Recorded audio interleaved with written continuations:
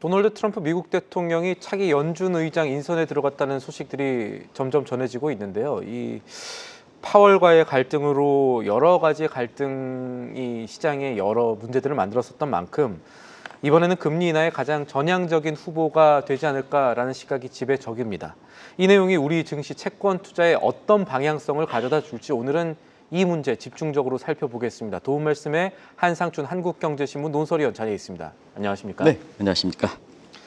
자, 오늘 뉴욕 증시에서 화제가 됐던 것 중에 하나는 이 크리스토퍼 월러 이사가 파월 의장 대체할 수 있느냐, 이 내용이지 않았을까요? 네, 사실 오늘 그 아침에 되게 바빴을 겁니다. 예. 이렇게 해서 신앵커도 그렇고 이 방송하는 서원영 PD도 그렇고 저도 그렇고 사실 그 트럼프 대통령이 꼭 장이 마감된 이후에 저도 방송국을 본 이후에 예. 꼭 이렇게 중요한 이슈들이 터지는데요. 오늘은 페드 의장이 이렇게 임시 의장이 임명된 거냐, 또 페드 임시 의사가 임명된 거냐, 뭐 이렇게 해서 예. 상당히 설왕설래가 있었던 것 같아요. 결국 그런 설왕설래가 있었다는 것은 이번 주 초치에 말씀드렸습니다는 이번 주에 그 페드의 이사든 의장이 이제 지명되지 않겠냐 하는데요. 바로 인선에 들어갔습니다. 아시겠습니다는. 그래서 오늘 이 내용이 아주 가장 큰 뉴스로 등장하고 있는데요. 지금 상태에서는 이렇게 베센트는 제외하고 3명의 후보가 이렇게 거론되고 있다는 것은 잘 아실 겁니다. 그래서 존 페드 이사 워시, 그다음에 케빈 에셋 NEC 위원장, 그리고 월러, 지금 이제 트럼프가 지명한 이렇게 페드 이사죠. 근데 이전에도 한번 말씀드린 베센트가 누구를 지원하느냐 했을 땐 금리 인하의 가장 전향적인 월러 이사를 지명한다. 이분이 사실 지금 지명 직전에 급부상하고 있습니다. 근데 또 하나의 변수가 바로 이 문제죠. 쿠글러 후임이 노고 스티브 미란이라는 트럼프 대통령의 경제 책사가 임명됐습니다. 이게 임시의사냐? 임시의사 없습니다. 미국에서는 임시의사라는 게 없습니다.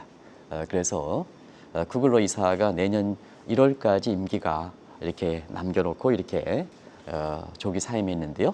이거 자녀 임기를 채우는 사람이기 때문에 이게 한시성을 갖고 있지만 임시의사다 하는 것은 아니고 정식의사다는 것을 말씀드리겠습니다. 예. 그래서 이분도 결과적으로 보면 차기 의장으로 급부상하는 것이 아닌가 하는 시각이 지금 5시 우리 시간으로 한 5시 40분부터 이렇게 급부상하고 있습니다. 지금 상태에서 보면 여러 가지 이렇게 경력이라든가 이렇게 볼 때에는 역시 보험왕과 함께 트럼프의 정식 페드 이사로 임명됐던 월러가 가장 가능성이 높지 않겠냐 이렇게 보고 있는데요. 지금 그런 회의 결과들이 쭉쭉 나오는 것 같습니다. 7월 FOMC 회의에서도 사실 2명의 반대자가 누굴까 하는 측면에서는 공식적으로 나오진 않았습니다는 이 방송을 통해서는 보험왕과 함께 월러다 하는 말씀을 드렸는데요. 그게 사실로 입증되는 것 같습니다. 그런 측면에서 지금 감독당당 부의장으로는 보험왕 같은 경우는 페드의 차기 의장으로 되기는 상당히 힘들고요. 예. 그런 측면에서 월러가 지금 가능성이 가장 높지 않느냐 하는 생각이 드는데요. 자, 금리 인하에 대해서 이렇게 기정사실화 되는데도 불구하고 오늘 국채금리는 전부 올랐습니다. 왜 그럴까 하는 측면은 이번 주에 미 재무부에서 현금이 바닥난 것을 채우기 위해서 국채 응찰이 많은데요. 전부 부진했습니다. 부진했다는 것은 결과적으로 발행 물량은 많은데 수요가 적다는 측면에서 오버서플라이니까 채권 가격은 이렇게 떨어지고 반비례 관계는 국채금리가 올랐다 이렇게 보겠습니다. 시청자 여러분, 이제부터는 금리와 관련해서 굉장히 주목할 사항이라는 것을 말씀을 드리겠습니다. 하나 더 살펴봐야 되는 게 살짝 말씀해 주셨습니다만 저희 장마감 이후에 저희를 바쁘게 만들었던 트럼프가 미란 보고서의 주인공 스티브 미란 국가경제자문위원회 위원장을 연준 안으로 들여보냈다. 이거 어떤 시사점이 있다고 봐야 됩니까? 네, 사실은 그 지난주에 우리가 트럼프가 금리를 1% 초저금리를 날려서 예. 달러 약세를 추진해서 미국판 아베노믹스를 추진하는 것이 아니냐 하는 이런 시각도 말씀드렸는데요. 미란 보고서에 만든 사람이 바로 오늘 이렇게 아침에 아주 소동을 쳤던 스티브 미란입니다. 이분을 이렇게 쿠글러 이사의 자녀 임기로서 이렇게 지명한 것은 크게 3가지 목적이 있지 않냐 생각합니다. 일단은 차기 의장은 대체적으로 페드 의장에서 선출됩니다. 예. 그러다 보니까 차기 의장으로 급부상하는 데 있어서는 역시 페드 의사로 지명하고 차기 의장으로 가기 위한 절차가 아닌가 하는 이런 시각이 월러와 함께 차기 의장으로 급부상하는 배경이다 하는 것을 말씀을 드리고요. 두 번째는 미라는 프로젝트 2025 계획과 함께 트럼프노믹스 2.0을 이렇게 근간이 되었던 미란 보고서를 이렇게 만든 사람입니다. 그런 측면에서 트럼프의 요구를 가장 잘 반영할 수 있는 사람이 바로 이 사람이 아닌가 하는 측면에서 사실상 이분을 페드 의사로 지명된 것이 아닌가 생각하고요.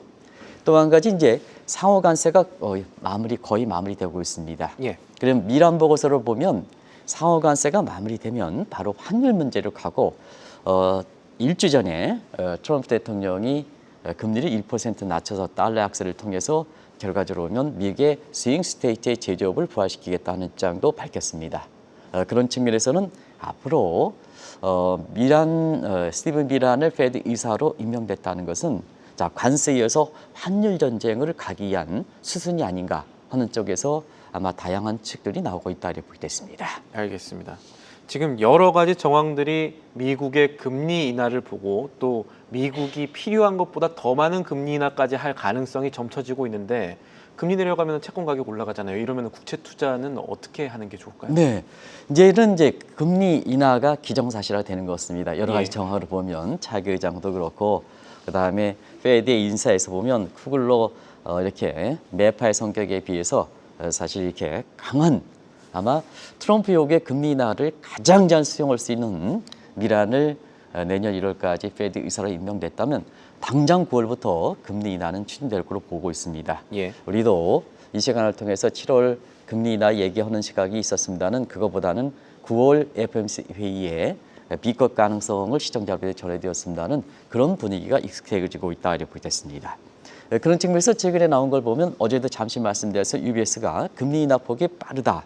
그래서 내년 초까지 100bp 4차례 걸쳐서 두 차례 한 차례 가져갈지 아니면 4차례 가져갈지는 이렇게 내년 1월까지 본다면 0.25%씩 갈 수가 있습니다.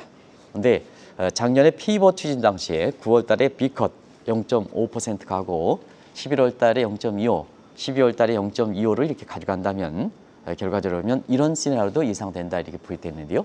어찌됐든 100bp 내린다. 그러면 트럼프의 연준이 세우고 있던 1%까지 이건 1%포인트가 아닙니다. 1%까지 예. 지금 4.25에서 4.5%인데요. 여기까지 인하 압력이 놓고 있는 상태입니다. 그러면 시청자 여러분, 이렇게 정책금리가 이렇게 내리면 국채금리, 미국의 국채 투자해야 되는 게 아니냐. 엔화를 가지고 미국의 국채 투자를 하는 게 아니냐. 해서 1년 전의 상황과 똑같죠. 1년 전은 피벗 수준했죠. 예. 그러다 보니까 거의 모든 증권사가 미국의 국채 투자했죠.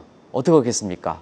국채 투자 내리고 실제로 보면 미국의 금리가 사실 100bp 내리는데도 불구하고 미국의 국채 투자에 대해서 이익이 났습니까? 손실이 많이 나고 있습니다. 특히 엔화를 가지고 미국의 국채 투자한 사람들은 손실이 크게 나고 있습니다.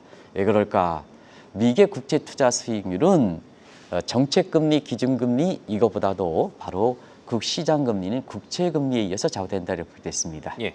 자, 그런 각도에서 10년물 금리가 작년 9월 중순에 이게 피벗이 취입될 당시죠. 이때 3.6%입니다. 오늘 4.3% 이렇게 되다 보니까 국채금리가 올랐다는 것은 국채 가격이 떠져서 증권사 이렇게 시각대로 미국의 국채, 엔화를 가지고 미국의 국채를 투자했으면 대단히 손실을 많이 기록했죠.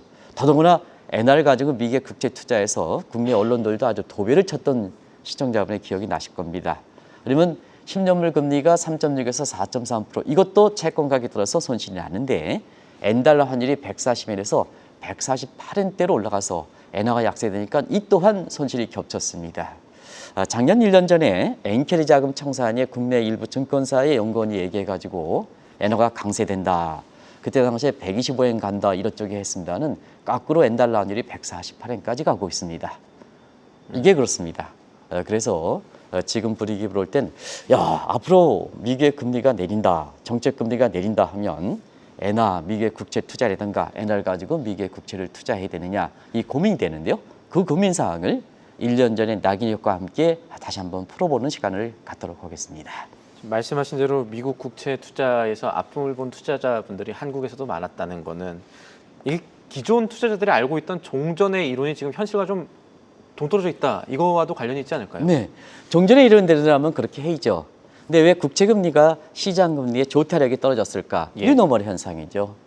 그렇기 때문에 작년에 모든 증권사가 미국에 국채 투자해라, 엔화로 국채 투자해라 이렇게 투자했던 것이 손실이 기록하고 있다 이렇게 보겠습니다.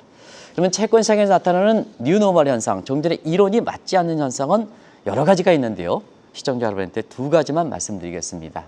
하나는 기준금리와 시장금리의 인트리시 시스템이라는 게 있습니다. 아마 서울대학교의 그 박지현 교수의 화폐금융인에서 이 문제에 대해서 정확히 잘 써놓으시고 있는데요. 고시 공부하신 분들은 박지현 교수의 화폐금융론을 반드시 아마 읽으셔야 될 거로 이렇게 읽으셨던 거로 기억날 겁니다. 자, 그러면 정부의 의지대로 경기를 부양시킨다면 기준금리 낮췄습니다. 그러면 시장금리가 낮아져야죠. 근데 정책금리를 내리더라도 시장과 거꾸로 올라가는 수급꺾기 현상이 발생하는 거죠. 그런 것이 작년서부터 나타났다 이렇게 됐습니다. 작년 9월에 미국의 정책금리는 기준금리는 100bp 내렸는데 앞서도 말씀드린 10년물 국채금리가 사실은 80bp 올랐습니다. 예. 그러면 정책금리대로 투자했다면 국채 수익이 나야 되는데 그 승리를 결정하는 게 시장금리이기 때문에 손실이 나는 거죠. 이게 첫 번째 정책금리와 시장금리 간의 인트리 시스템, 특정 국가의 금리 체계가 깨진 것이 지금의 국채 투자에서 손실을 기록하는 큰 요인이다 이렇게 보겠습니다.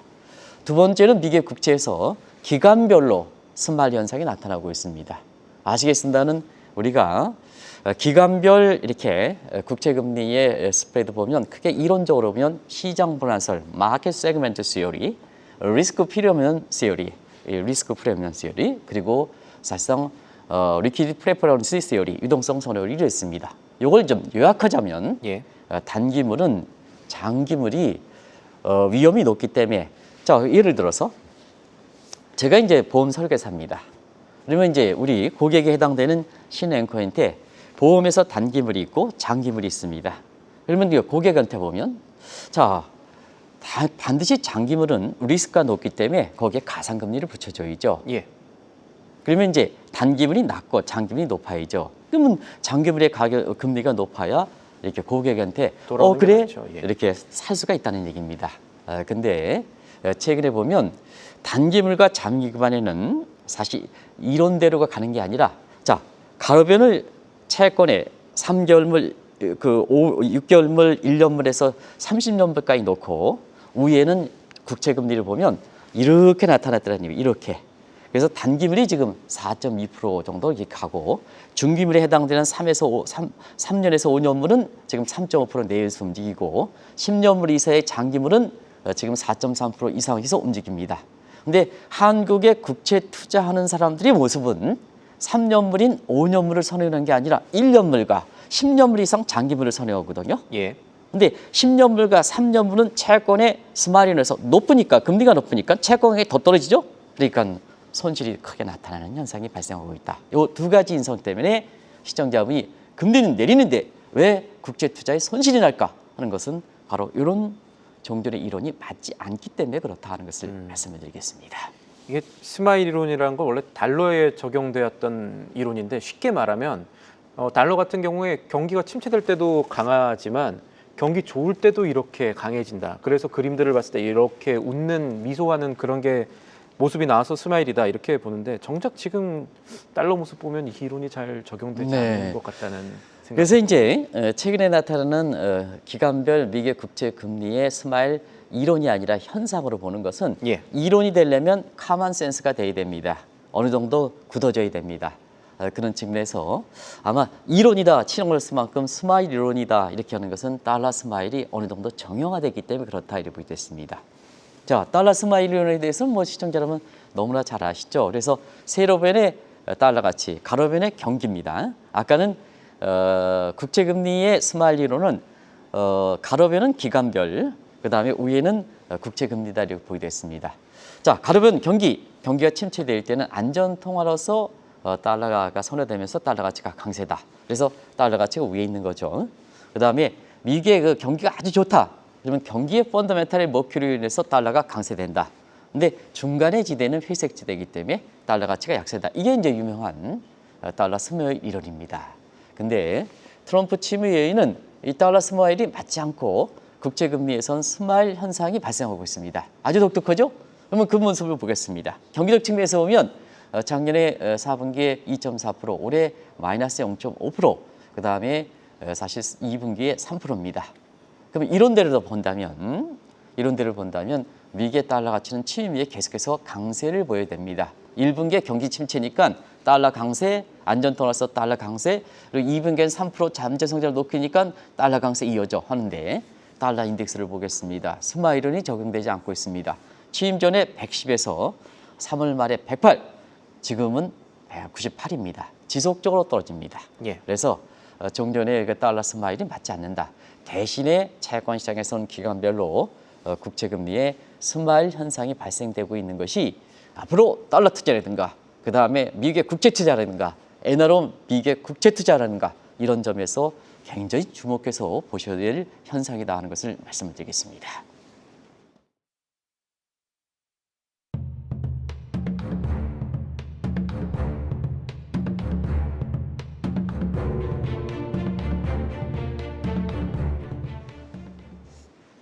지금 트럼프 정부 들어서 달러 스마일 이론이 들어맞지 않다는 게 시장에 어떤 의미를 가질까요? 결과적으로 달러 시대가 이제 사실 종말을 거는 게 아니냐 하는 이런 시사점을 갖고 있다고 보겠습니다. 어려울 때도 달러 강세, 좋을 때도 달러 강세, 그다음 브레튼 우드 시스템. 작년 3월 말에 시청자 여러분 아시겠습니다. 뉴욕 연준이 보고했던 달러 임페리얼 서클이라는 보고서, 이게 가장 근간이 됐던 겁니다. 근데 달러 스마일이 맞지 않는다 하면 이 뉴욕 연준의 달러 임페리얼 서클이 지금 무력화된다는 의미가 되죠. 근데 이런 문제는 더 시사점이 많이 던져줄 겁니다. 예. 오늘 보면 자 차기 연준으로 크리스토퍼 윌러라든가 그다음에 달러 약세를 지향해서 제조업에 부활하는 미란, 이런 사람이 나오면 결과적으로는 미국의 달러 강세 시대에는 오지 않는 것이 아니냐 하는 시각에서 앞으로는 초저금리를 통한 달러 약세를 지향한다. 임페리얼 서클은 물 건너간다. 제2의 아베노믹스를 추진한다. 달러 투자에 대해서는 굉장히 이제는 긍정적인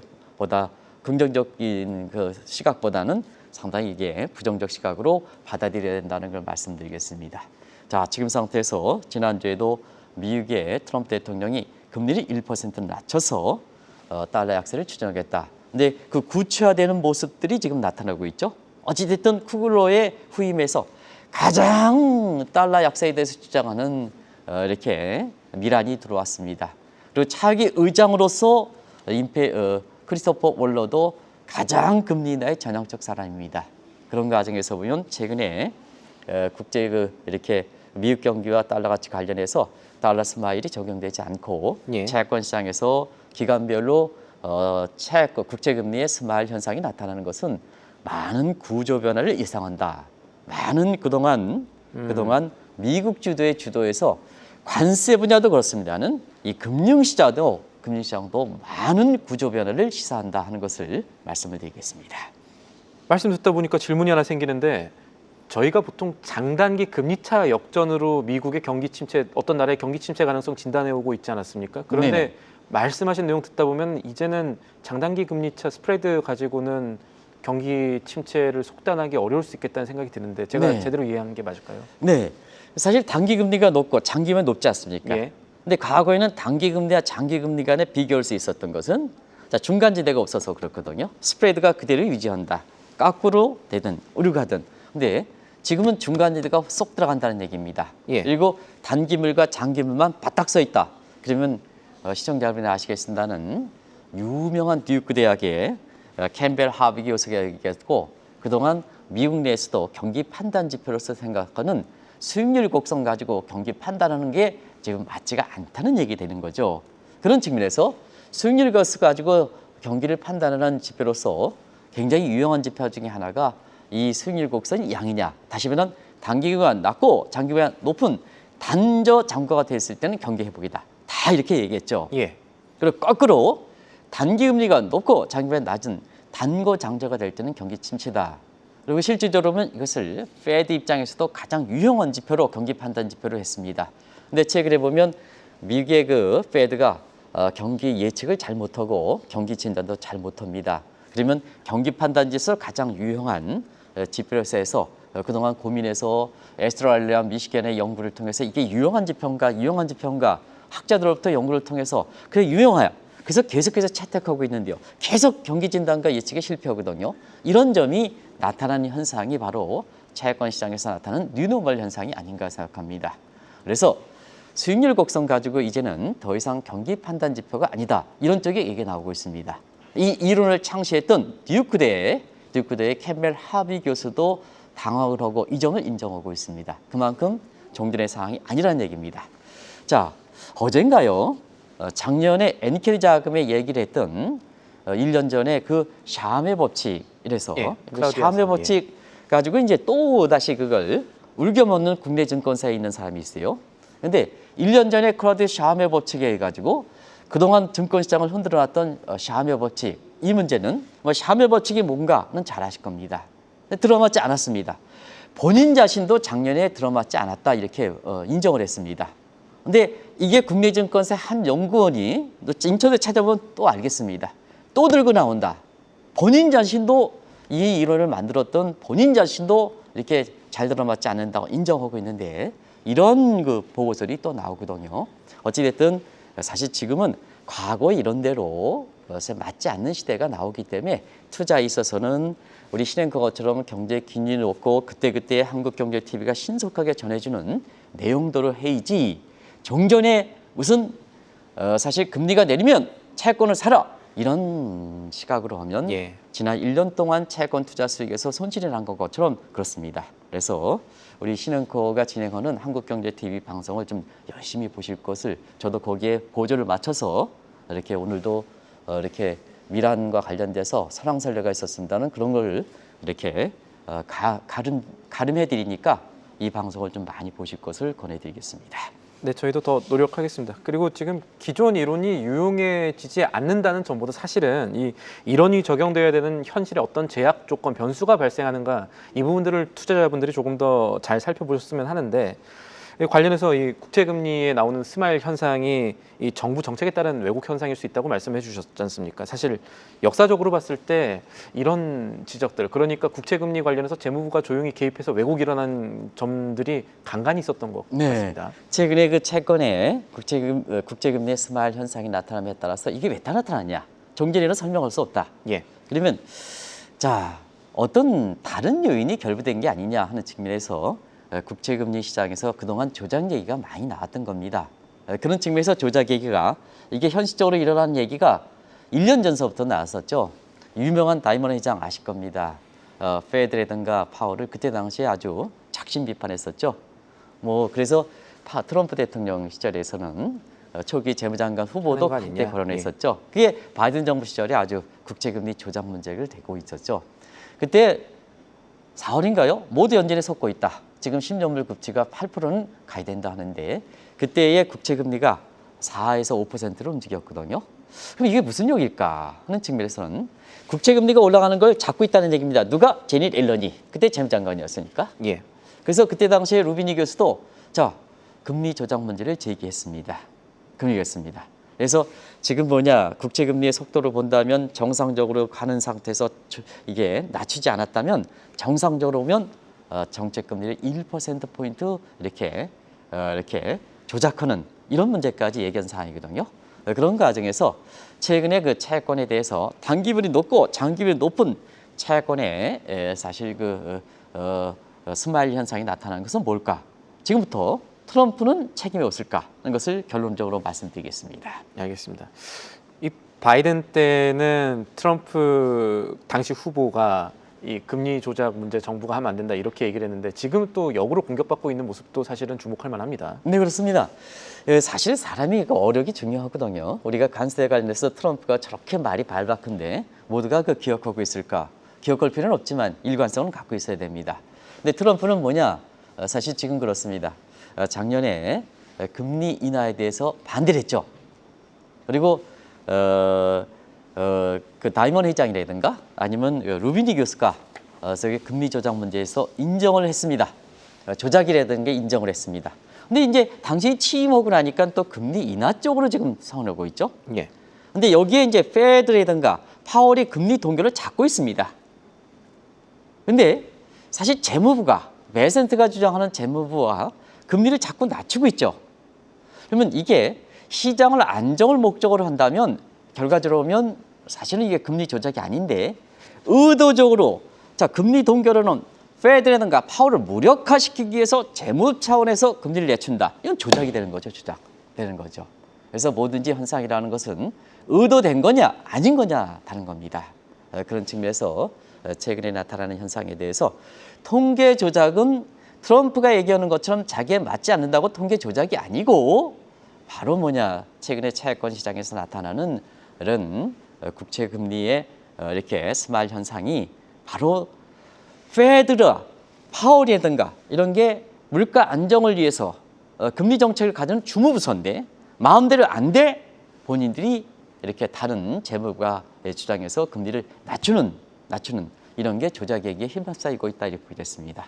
앞으로 금리의 전향적인 페드의 의사가 오고 그 다음에 사실 의장이 오면 이 문제는 더 불거지지 않겠느냐. 그래서 단순히 정책 금리가 낮춰서 미국의 국채 투자국 엔화를 국채하면 1년과 같은 똑같은 사건이 나타날 수가 있다는 측면에서 단순히 금리가 내친다, 채권 사야 된다, 미국 국채 사야 된다 이런 측면은 시간을 갖고 지켜볼 문제가 아닌가 생각합니다. 알겠습니다. 오늘 말씀은 여기까지 듣도록 하죠. 지금까지 도움 말씀에 한상춘 한국경제신문 논설위원이었습니다. 위원님 오늘도 감사합니다. 네, 고맙습니다. 계속해서 다양한 경제 이슈를 알고 싶다면 구독과 좋아요, 알림 설정 부탁드립니다. AI 캐스터 권미정이었습니다.